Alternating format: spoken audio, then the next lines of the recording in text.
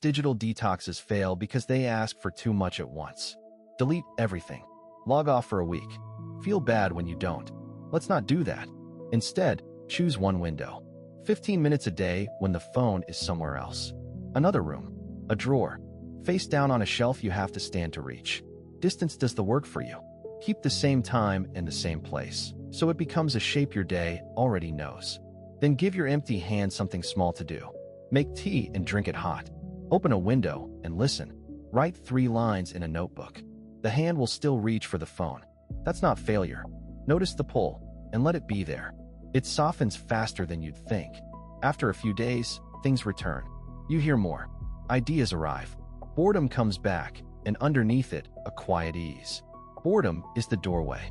On the other side is your own attention, handed back to you. One window, one small ritual, one thing noticed. Begin there. Let the rest arrive on its own. If this brought you a little calm, like and subscribe. That's all. Be well.